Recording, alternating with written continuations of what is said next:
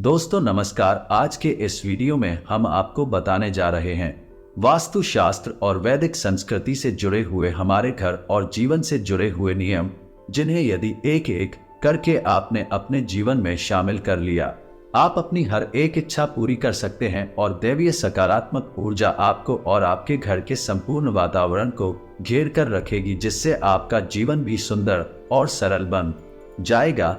जी हाँ दोस्तों, इनमें से आखिरी के 5 नियम तो ऐसे हैं जिन्हें हम कह देते हैं कि आप निश्चित तौर पर अपने जीवन में अपनाते नहीं हैं, अन्यथा आपके जीवन में किसी भी प्रकार की परेशानी होनी ही नहीं थी। आखिरी के 5 नियम आपको जानना बहुत ही आवश्यक है दोस्तों। साथ ही साथ हम आपको एक ऐसे ग्रह के बारे में जानकारी देंगे जिसके लिए आपने कुछ उपाय कर लिए, कुछ अपने जीवन में बदलाव कर लिए, तो आपका जीवन बहुत ही सकारात्मक हो जाएगा। क्योंकि जीवन में जितनी भी समस्याएं शुरू होती हैं वह कहीं ना कहीं इस विशेष ग्रह से जुड़ी हुई होती हैं, और हम आपको बता दें कि आपकी राशि पर इस ग्रह का प्रभाव बहुत अधिक रहता है, तो आपको इस ग्रह के बारे में संपूर्ण जानकारी होना बहुत ही आवश्यक है। दोस्तों वीडियो बेहद ज्ञानवर्धक है, आपको संपूर्ण वीडियो देखना चाहिए क्योंकि इस तरह के वीडियो बनाने में बहुत मेहनत लगती है। दोस्तों हम हमारी टीम के साथ मिलकर दिन रात मेहनत करते हैं कि आपको बेहतर से बेहतर सामग्री उपलब्ध कराई जा सके, जिसका उपयोग कर आप अपने जीवन में मनोवांछित फलों की प्राप्ति कर सकें और आपका जीवन बेहद ही सरल और सुंदर हो जाए। जी हाँ दोस्तों, तो संपूर्ण वीडियो देखना है, आपके लिए बेहद खास है। दोस्तों आपको अपने जीवन में की जाने वाली गलतियों के पता चलेगा, कुछ ऐसे कार्यों के बारे में पता चलेगा जिनमें आप कुछ सुधार की आवश्यकता है। दोस्तों हमें ज्ञान तो कहीं ना कहीं से लेना ही पड़ता है, और जो आपके लिए सबसे जरूरी है और फल का ज्ञान है, ऐसे ज्ञान को लेने से कभी पीछे नहीं हटना चाहिए।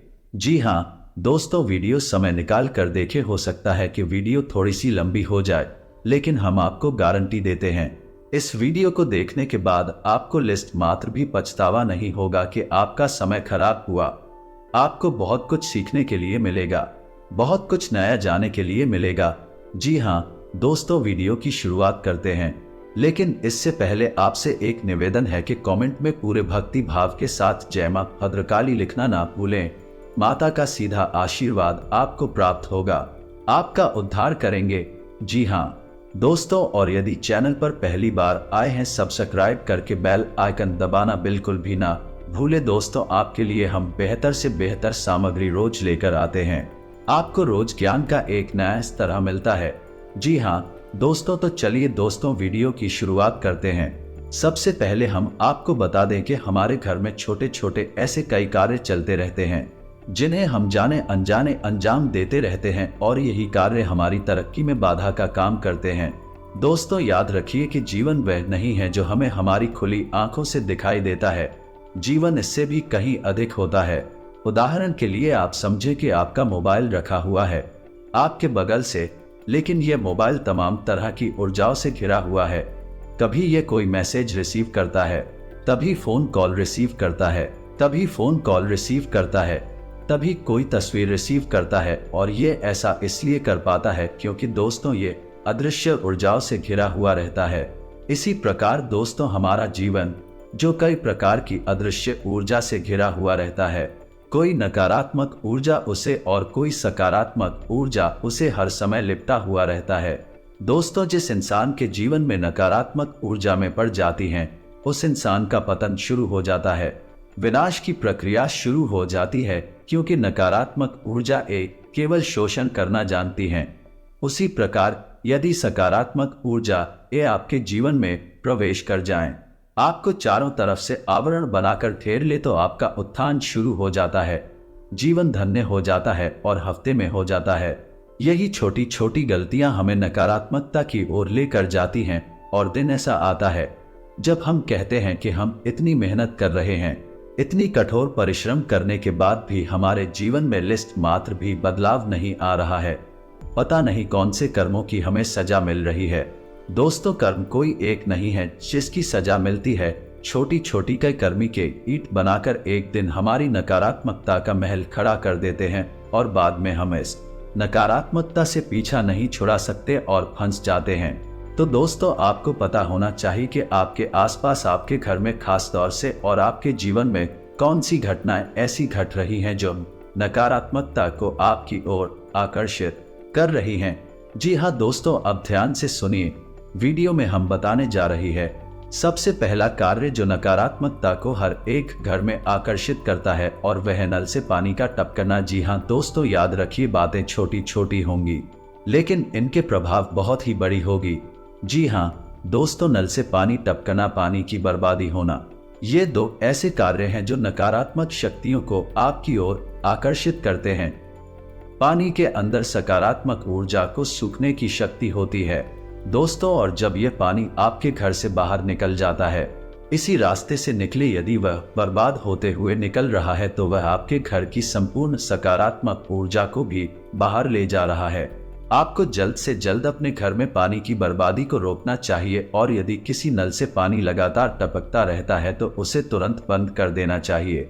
दूसरा कारण है दोस्तों कि हम अपने बिस्तर पर जहां हम सोते हैं, यानी कि हम अपने बिस्तर के सामने या फिर अपने बेडरूम के प्रवेश द्वार के ठीक सामने शीशा लगवा देते हैं, जो कि बहुत बड़ी गलती है दोस्तों। ये भी नकारात्मकता को आकर्षित करती। दूसरा कि हमारे बिस्तर का जो बेडशीट है, तकिया है या फिर हमारे रूम में लगे हुए पर्दे हैं, यदि कटे फटे होंगे तो ये भी नकारात्मक ऊर्जा को आकर्षित करते हैं। इन्हें जल्द से जल्द आप बदलते। तीसरा कि आप अपने बेडरूम में यदि झाड़ू रखते हैं, खास तौर से अपने बिस्तर के नीचे, तो ये बहुत बुरा संकेत दोस्तों। इससे घर में लड़ाई झगड़े और तनाव का माहौल उत्पन्न होता है। उसकी दिशा यह निर्धारित करती है कि आपकी विचारधारा किस प्रकार की होगी, आप संसार से किस प्रकार से अपना दैनिक संवाद करेंगे। जी हाँ दोस्तों, यानी आपकी मानसिकता प्रभावित होती है। यदि आप पूर्व दिशा की ओर सिर करके सोते हैं तो यह सर्वोत्तम है। यदि आप दक्षिण दिशा की ओर सिर करके सोते हैं तो यह भी उत्तम है। लेकिन यदि आप पश्चिम दिशा की ओर सिर करके सोते हैं या फिर उत्तर दिशा की ओर सिर करके सोते हैं तो यह वास्तुशास्त्र के अनुसार और हमारे वैदिक परंपरा के अनुसार का पूर्ण रूप से वर्जित है।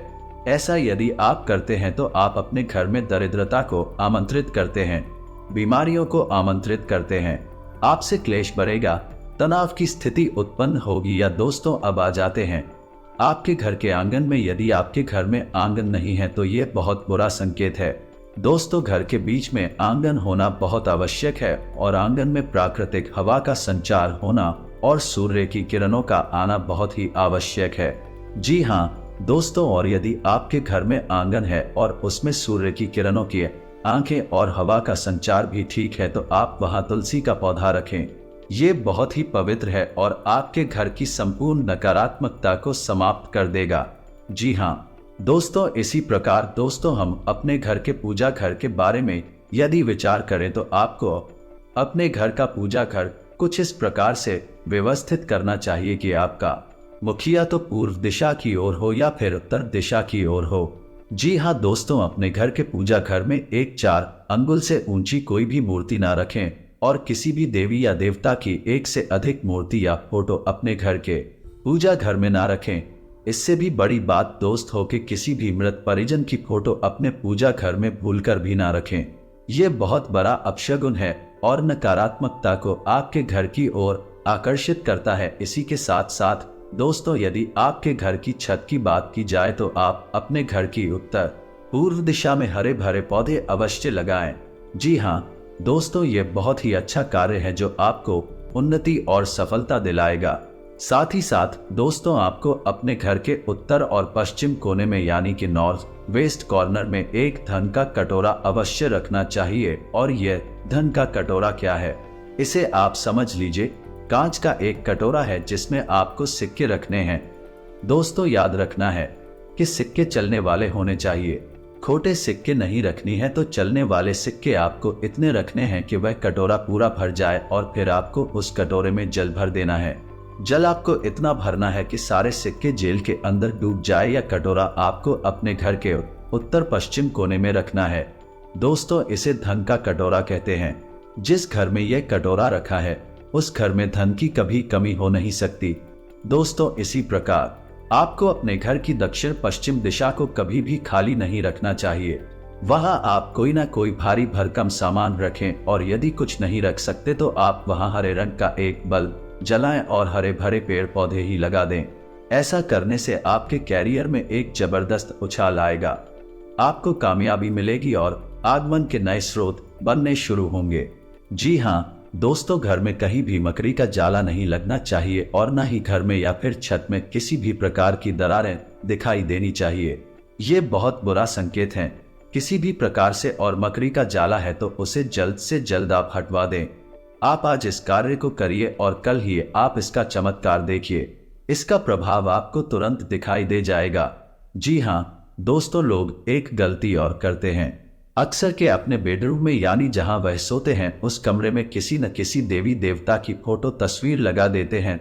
दोस्तों, अपने किसी देवी या देवता की फोटो या तस्वीर सजावटी सामग्री के तौर पर लगाना यह अपने देवताओं का अपमान है। तो कोई भी देवी देवता की तस्वीर सजावटी सामान के तौर पर नहीं लगानी है, उसे केवल अपने घर के पूजा घर में लगाएं। यदि आपको अपने घर के बेडरूम में कोई तस्वीर लगानी है तो आप प्रकृति से जुड़ी हुई कोई भी तस्वीर लगाएं। जैसे हरे भरे मैदान, पेड़ पौधे और पहाड़ों की झरने की तस्वीर आप लगा सकते हैं। लेकिन दोस्तों, इसमें एक चीज का आपको ध्यान रखना है। क्या कोई भी ऐसी तस्वीर जिसमें एक लंबी सुनसान सड़क दिखाई दे रही हो, यह तस्वीर बहुत ही अशुभ होती है। दोस्तों, इसे आप अपने घर में कहीं पर भी ना लगाएं। इसी के साथ साथ दोस्तों, एक और बहुत खास बात जो हम आपको बताना चाहते हैं, जो आपको हर एक प्रकार की नकारात्मकता से, बुरे से बचाएगा। आप अपने घर में सबसे ऊंचे स्थान पर यानी ऊंचाई पर एक झंडा जरूर लगाएं। झंडा लाल रंग का होना चाहिए। झंडे पर हनुमान जी का तस्वीर फोटो अवश्य होनी चाहिए। यदि वे उड़ते हुए दिखाई दे रहे हैं, हाथ में पहाड़ लेकर उड़ रहे हैं, ऐसी तस्वीर यदि झंडे पर लगी है, जय श्री राम लिखा हुआ है, छत पर लगा दीजिए। इससे आपको संपूर्ण नकारात्मकता से मुक्ति मिल जाएगी। कोई भी नकारात्मक ऊर्जा आपके घर की ओर आकर्षित नहीं हो पाएगी। जी हाँ दोस्तों, इसी प्रकार तुलसी से जुड़ा हुआ एक नियम है कि रविवार के दिन आपको तुलसी माता को जल अर्पित नहीं करना है, किसी भी हालत में नहीं करना है। और शाम के समय और रात्रि के समय ना तो तुलसी के पौधे को ना ही पत्तियां तोड़नी है।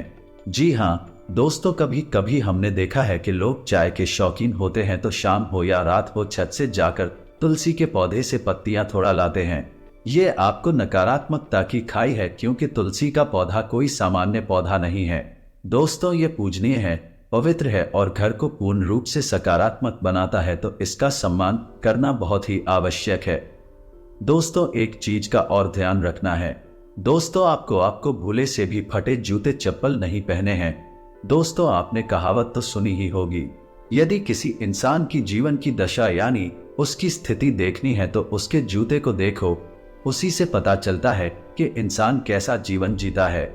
ये दोस्तों, शास्त्रों में जूतों को इंसान का आधार माना गया है, और जिस इंसान का आधार ही यदि क्षत विक्षत है तो उस इंसान का जीवन तो निश्चित तौर पर विकृतियों से भरा हुआ होगा। तो जल्द से जल्द आपसे के फटे जूते चप्पल यदि आपके घर में हैं तो उन्हें आप या तो कहीं फेंक दें, और इससे भी बेहतर यह होगा कि आप अपने पुराने कटे फटे जूते चप्पलों को किसी चौराहे पर उतार कर चली आए।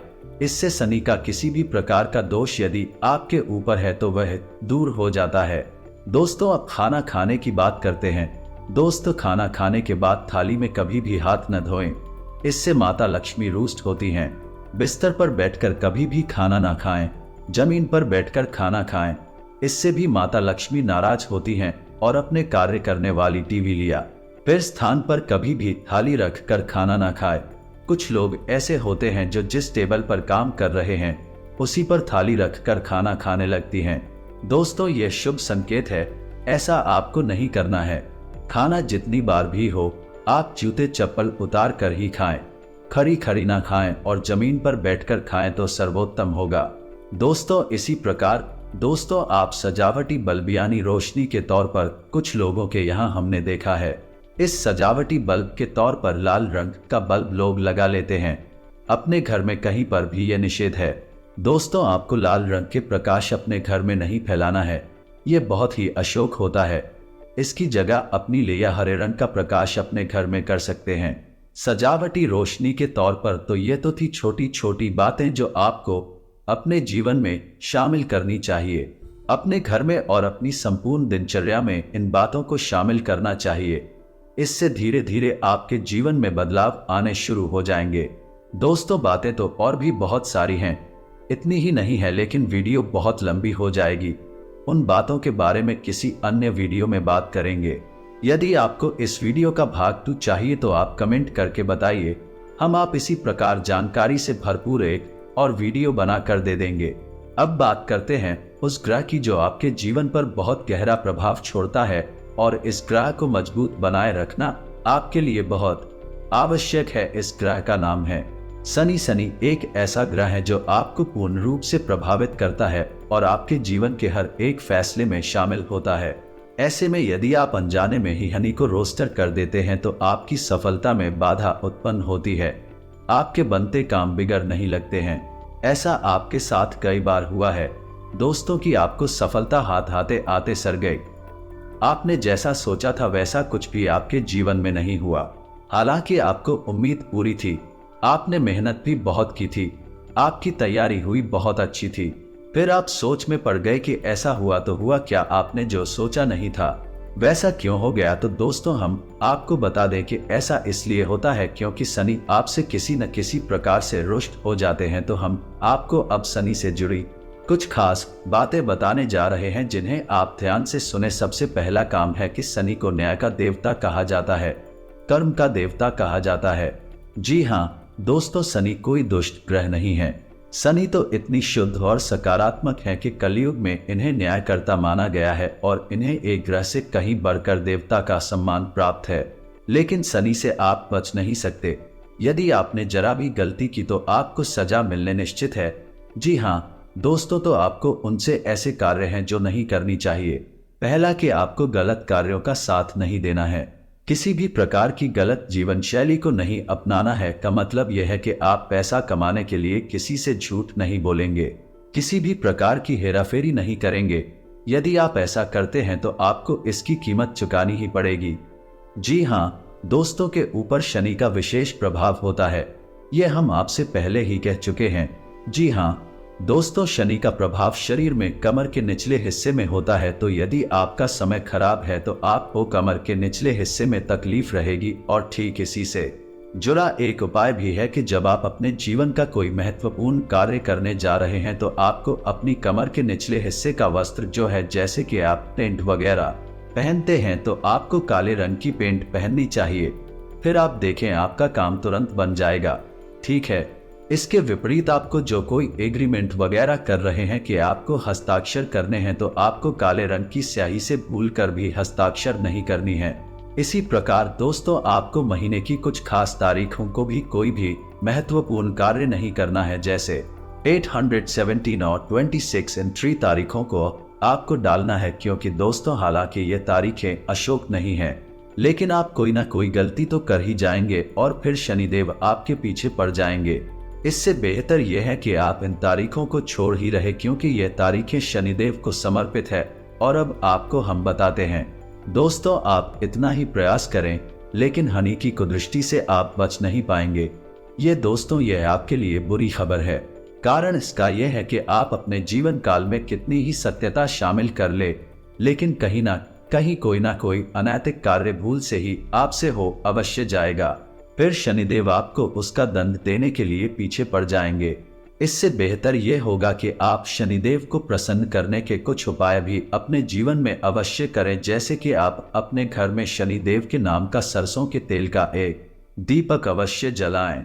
यदि आप रोज नहीं जला सकते तो कम से कम शनिवार के दिन अवश्य जलाएं, और हो सके तो आप शनिवार के दिन शनि के मंदिर भी चले जाया करें और वहां पर छाया दान कर दिया करें। सरसों के तेल का एक दीपक जला दिया करें, थोड़ा सा तेल अर्पित कर दिया करें और ओम सम शनिश्चराय नमः इस मंत्र का एक माला कर लिया करें। आप प्रत्येक दिन नहीं कर सकते तो शनिवार को करें, और प्रत्येक शनिवार नहीं कर सकते तो कम से कम महीने में एक शनिवार तो आप ऐसा अवश्य करें।